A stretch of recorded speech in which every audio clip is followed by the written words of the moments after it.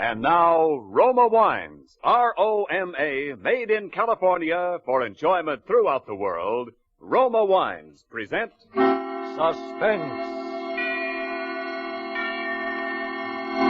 Tonight, Roma Wines bring you Mr. Dane Clark as star of Till the Day I Die, a suspense play produced, edited, and directed for Roma Wines by William Spear.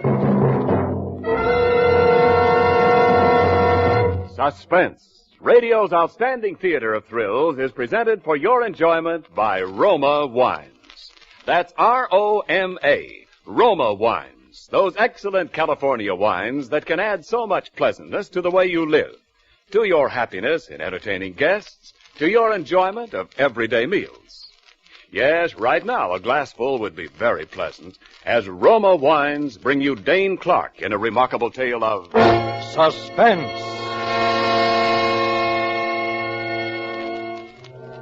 I'd practically worn a track in the linoleum, and I was on my third pack of cigarettes in 3 hours. I was jumpy as a 3-year-old thoroughbred that's flunked the saliva test. Partly it was because you always feel like that after a job. Partly it was the idea of staying holed up in that crummy dump when I had enough dough now to buy a good-sized hotel, but mostly it was Pat. She and I were washed up anyway, even if she didn't know it. And when you're washed up with a dame, almost... But when it's the kind of bellyache that she was doing, it's enough to get you set for a canvas course. It's the future I'm worried about, Frankie. Oh, what's the matter with the future? It doesn't look like you'll ever be on any breadlines. No, I don't mean that. I mean our future, yours and mine. Well, stop worrying about I it. can't. You didn't have to do it, Frankie. What do you mean I didn't have to do it? The guy had his cold. We were walking out of the place with a bag full of dough, and all of a sudden he steps around the corner and slaps a light in my face. But you didn't have to kill him. Oh, I suppose I should have given him cab fare to the police headquarters. He'd have put the finger on us, don't you understand that? He'd have given the description to the cops, and a good description is all those guys need because sooner or later, sister, they get you. I don't know, Frankie. I just never figured you'd ever do a thing like that. Stop it. Look, you've been going out on these jobs with me for over a year now. You know what the score is. What do you think we carry a gun for? For looks? Yeah, but this is different, Frankie. This is murder. All right, so it's murder, and the only difference between murder and what you've been doing is that murder gets you the works and armed robbery only gets you 10 to 20. Doesn't it even bother you? Well, why should it? A guy I don't know the first thing about, a guy that just had the tough luck to be working late in the joint we stacked out the crack? A guy I don't even see his face. I don't know what he looks like even now. He was a man, though, Frankie. He was a human being. So what? Guys are knocked off every day. Guys you don't know anything about, only what you read in the paper. And do you worry about it? You do not. I don't like it, Frankie. I don't like any part of it. But you like that 50 grand in the suitcase over there. You like that all right, don't you? I'm not so sure, Frankie. Oh, I'm not so sure. 'Cause I was in on this, too. Maybe you don't have a conscience, but I do. A man was murdered, and it was partly my fault. You don't just brush off a thing like that, Frankie. Shut up. Sooner or later, it begins to work on you. Sooner or later, it begins to catch up with you. I said shut up! And when it does, you... Oh! Now forget it, will you? Oh. I'm sorry I hit you. Look, I'm a little nervous now. Pull yourself together, will you? Anyway, it's time to go out and get the papers. Come on. Run down for him like a good kid, will you? All right. And see if you can get me a couple of packs of cigarettes while you're at it. All right, Frankie. And stop worrying. Nothing's going to happen. I can't help it, Frankie. Listen, Pat. Yeah? I don't like you to worry, see? Because you might get ideas. What do you mean, ideas? I mean, you might get some ideas about saying something to somebody. Oh, Frankie. And you know what would happen if you did get any ideas like that. You don't need to worry. 'Cause I do know. Now.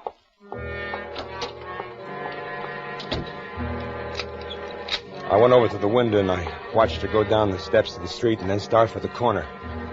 I knew I didn't have to worry about anything yet, but having somebody around who can put the finger on you for a murder rap isn't so healthy. I was just starting on my fourth pack of cigarettes when I heard her running up the stairs. All right. Hurry up, Frankie. Open the door. All right. Well, you don't have to knock the... What's the matter? Somebody after you? No, but look at the paper. Let's see. Oh, front page, huh? Repair, loot, brokerage office. No, the picture. What about the picture? It's me. It's me.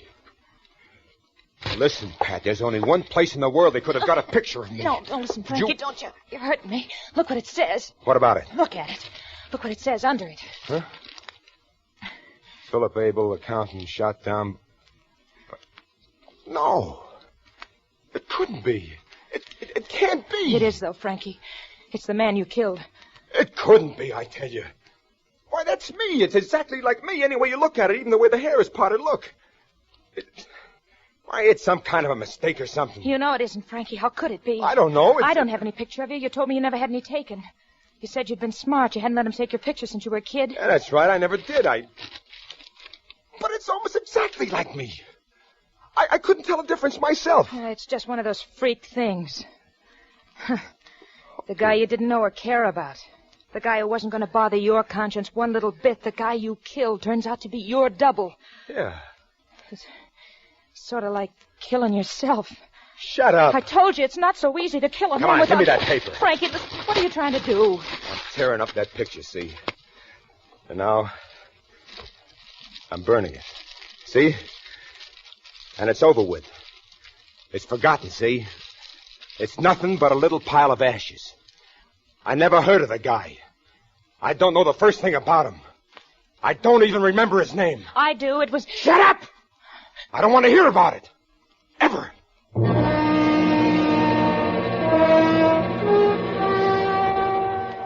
Maybe I should have let her talk about it then when she wanted to.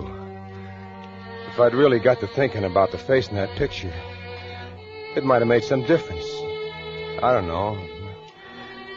It might have saved my life, but I don't know.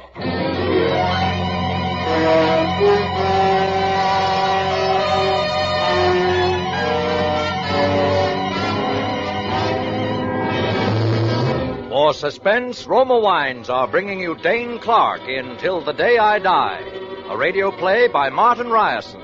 Roma Wines' presentation tonight in radio's outstanding theater of thrills, Suspense.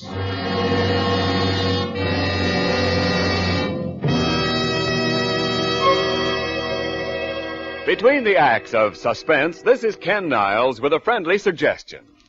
Now that summer is over, this is the time when friends drop by to say hello again and swap vacation yarns with you. Make these evenings of friendly companionship rich in hospitality by serving a delicious Roma wine. Yes, a glass of Roma California sherry, port, or muscatel does taste good.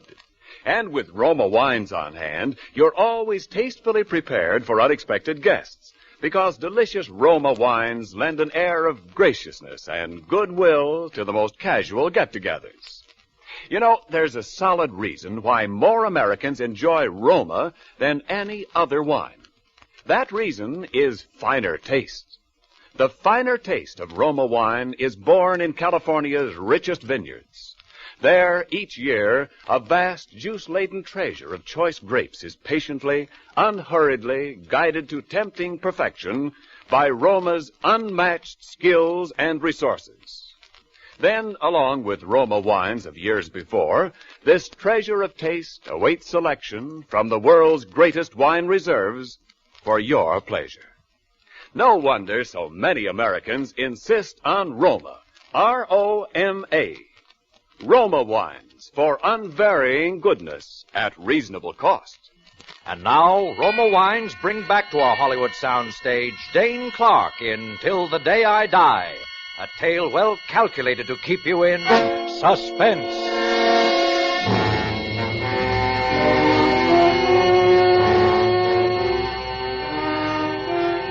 I won't say it didn't get under my skin, because it did. To bump a guy off, and then to see his picture in a paper the next day. And it's a picture of yourself. Feature for feature. The spitting image. I guess it would get anybody. But it was like Pat said, just one of those freak things, so what was the use of worrying about it? What was worrying me more right now was that somebody must have seen us making our getaway, because the cops knew it was a man and a woman who pulled the job. And that wasn't good. It meant that we were just that much easier to spot. It meant that With 50 grand in a suitcase under the bed, we still had to stay cooped up in that crummy rooming house day after day waiting for the heat to slack off. And finally, I couldn't stand it any longer. Yeah, but Frankie, I thought you said... I know what I said, but I'm going nuts in this place. I got to get out. All right. It'll mean we have to separate for a while. Separate? Now, Frankie... keep your shirt on, will you? We can't hang around here, so one of us goes to Chicago and the other one goes to Philly. You take your share of the dough and I don't want any share, Frankie. Are you still beefing about that? Did I kill the guy? I just don't want the money, All Frank. right. Take a couple of grand and anything you want, enough to last you a while. But you're getting out of town, see? All right, Frank. But I got enough money. Okay. Have it your way. You go to the Allerton in Philly. You know the place now. And you wait for me there. For how long, Frankie? A month, 2 months. How do I know? Until it cools off. But I'll get in touch with you. And when the heat's off, we'll meet someplace like KC or St. Louis and then we'll head for the West Coast, right? Frankie. Yeah? You won't forget to show, will you, Frankie? Because if you're going to, I'd rather know it now. Forget you, baby?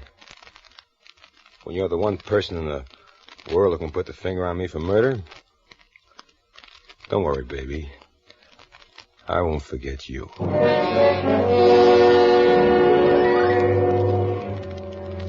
I walked Pat to the subway station a couple of blocks from where the room was, and I said goodbye to her there.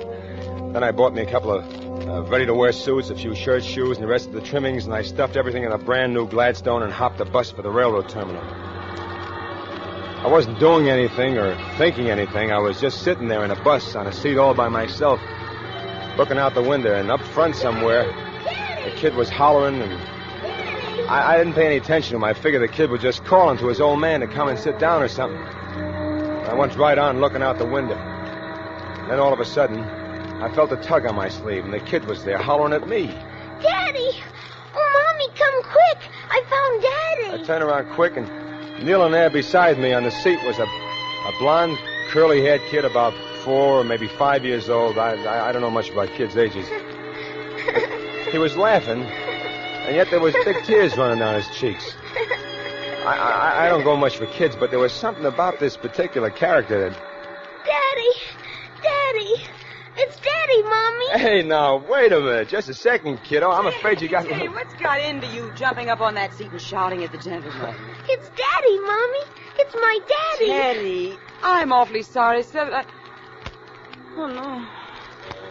She was standing there, just like I'd seen her a million times, with that long blonde hair and those big expressive eyes. Yes, I'd seen her before, but always with my eyes closed. This was the first time I'd ever seen her with my eyes open. Is it so crazy? Haven't you got some kind of a person in your mind that you've always dreamed about?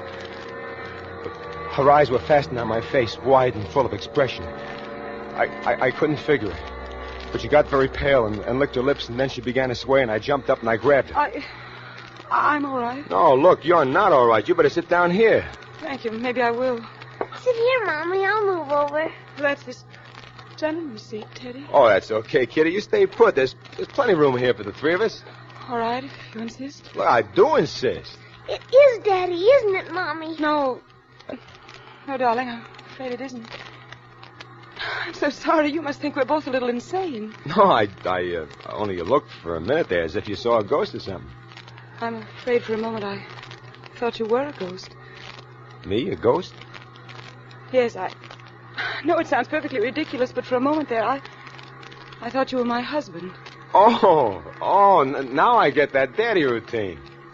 Yes, it's almost uncanny, but he was the image of you, the very image.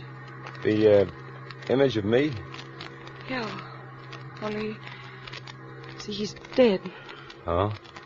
Teddy hasn't quite gotten used to the idea yet. That's why he mistook you for his daddy. Philip was killed only about a week ago. About a week ago? Yes, perhaps you read about it in the newspapers. Philip Abel, killed by a hoodlum who was robbing the brokerage office where he worked.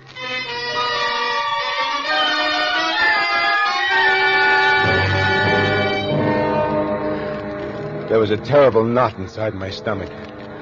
I tried to speak, but the words got lost somewhere in my throat. I looked down at the kid with the blonde, curly hair, the cutest kid I'd ever seen in my life, and I was a guy who killed his daddy. I kept thinking, this kid is what my kid would have looked like. I had to get a grip on myself. All right, so it was a coincidence. I happened to get on the same bus with the wife of the guy I shot down in the bank, but how was I supposed to know he had a beautiful wife and a curly-haired kid when I shot him? To me, he was just a Joe who stood in my way. So it was a coincidence, that's all. Anyway, I was getting off the bus at the end of the line, catching a train for Chicago, and that would be that. Well, they rode almost as far as the railroad station, and we sat there and we talked about a lot of different things. And it wasn't hard to talk to her somehow. And that kid.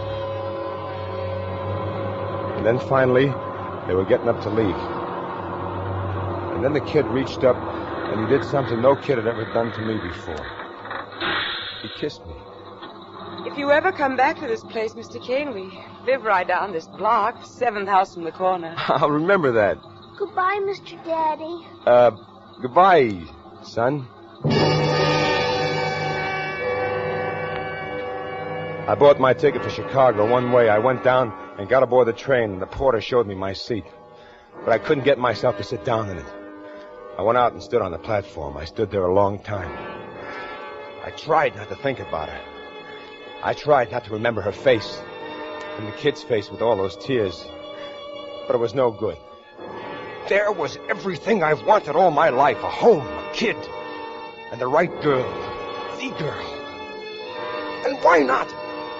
If she'd married Abel, she'd marry me, wouldn't she? Wasn't I the very image of the guy? Didn't she say that herself? Didn't the kid even call me Daddy? Why not? Porter.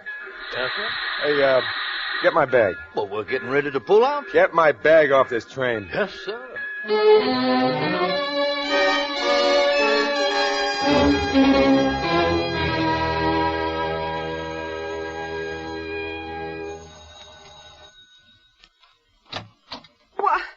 Why, Mr. Kane. Oh. It's Mr. Daddy. Hi, Teddy. Hi. Oh, gee. I thought you were on your way to Chicago. There was a wire waiting for me when I got to the station that told me that the business deal I had there had been called off, so there wasn't any need of me going. And then I remembered your invitation, so I... Certainly never expected it to be filled so soon. Well, if it's too soon, I'll go and I'll... Don't be silly. Come in, please. Gee, I'm glad you're home. I mean... I went into the house. It was everything I knew it would be. Neat, well-furnished, nothing overdone, just a real solid home. And we went into the living room, and there in a big silver frame on the baby grand piano was the same picture that had appeared in the newspaper. A picture of him. That's Philip. He does look like you, doesn't he? Yeah, he does. He does. Quite a lot. You can hardly blame Teddy very much, can you? Or me? No, I guess I can't.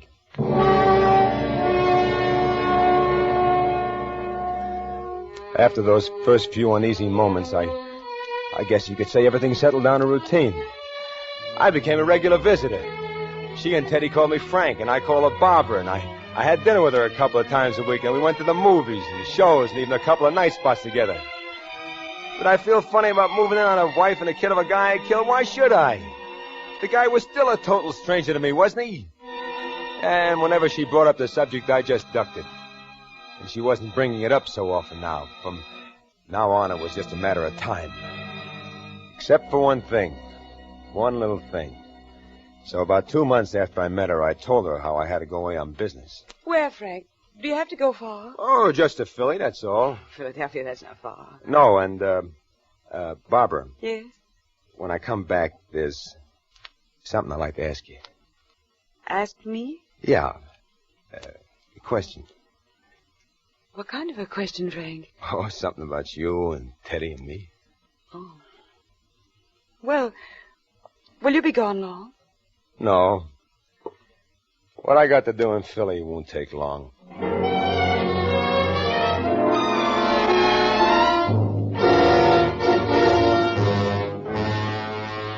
I knew the Allerton Hotel in Philly like I knew the inside of my hat.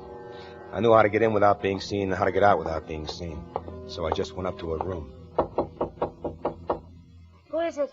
Just an old friend. Frankie. Hi, baby. Oh, Frank. Well, take it easy, will you? Take it easy. Don't you want to let me in? Oh, sure. Sure, come on in. Oh, Frankie, I thought maybe you wouldn't. Yeah, but I did, didn't I? Sure you did. Gee, you look great. You look relaxed and happy. Yeah, I'm happy. Now, what have you been doing with yourself, Pat? Oh, just waiting. Well, nice and private here. Yeah. I guess we better get it over with. Get what over with? I'm afraid I have some bad news for you, Pat. Bad news? Yeah. I'm going to have to kill you. Kill me?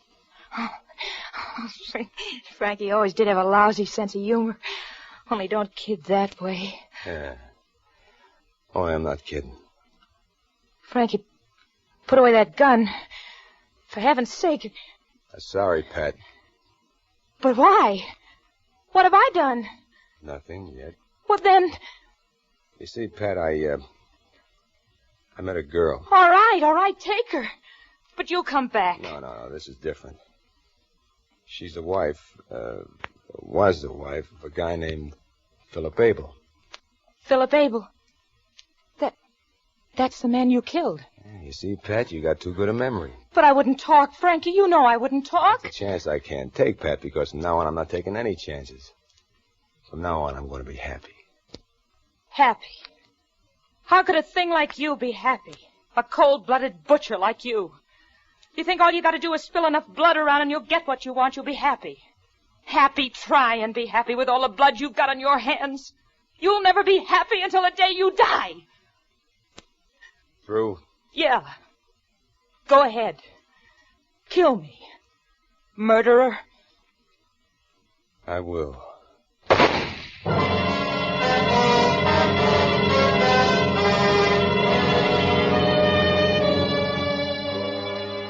I was back that same night, but I didn't go around to see Barbara until the next day. I called and she asked me over to dinner. And afterwards I helped her put the kid to bed and he kissed me goodnight. Then I sat down with her on a couch in the front room. Well, Frank? It's about that question that I told you I was going to ask you when I came back. What is the question, Frank? It's, Barbara, will you marry me? Oh. Well, is that all you got to say? Well, no. No, it isn't. But what? Well, I've got to have a little time to think about it, Frank. Think about it? Yes. Well, you must have known I was going to ask you. Yeah, I suppose I did, but it's still a pretty serious question to answer just like that, Frank. Well, is it that you don't love me enough to marry me? Is that it? It's not just a question of myself. Well, what is it then? It's Teddy. Teddy? Why he's crazy about me. I know he is, but things are easy, simple for a child. I'm the one who has to think about his future. I can take care of his future. Well, I know you can financially. I believe that, but... Well, what other way is there? Well, that's what I sometimes wonder if you know, Frank. You see, you're a little different from other men I've known. You're from a little rougher mold, a little harder. Well, I can be changed. I could... Yes, I think you can, but I want to be sure first, Frank. I want to be sure that Teddy's father, his second father, isn't just a successful man, but that he's a good man. Like his first father? Yeah. And what did he have that I don't have? Since you ask, he had a lot of struggle in his life. Oh, struggle. He was a successful public accountant when he died, but it hadn't been easy for him. He'd had to work his way through college. He was an orphan. He'd been adopted, you see. Real name was Lundeen. Lundeen? Mm-hmm. His real parents were killed in an accident when he was less than Teddy's age. They lived on a farm in a little town called Hemley, Vermont. Farm in Hemley, Vermont? Yes. Do you know the place? Lundeen. Mm-hmm. When he was adopted by a family called Abel. He didn't even remember it himself. He was too small, but they told it. Frank? Frank, where are you going?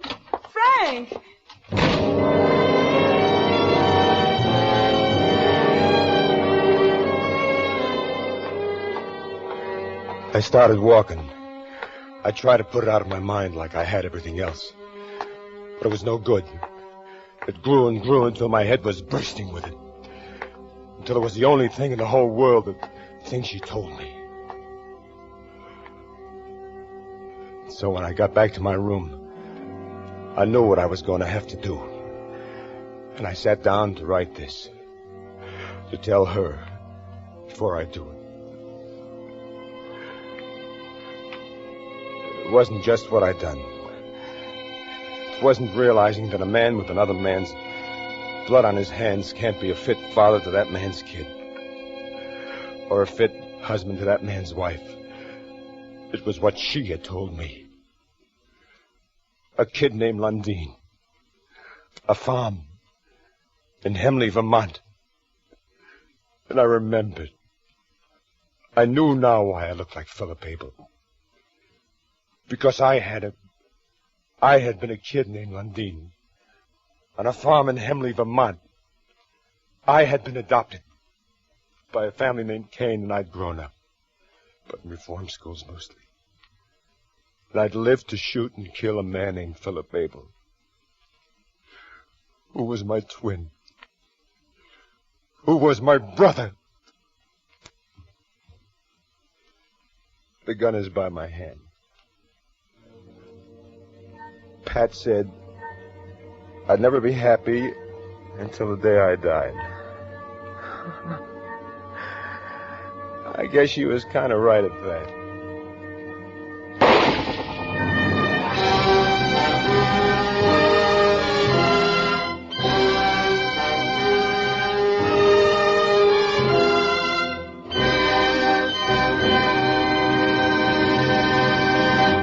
Suspense.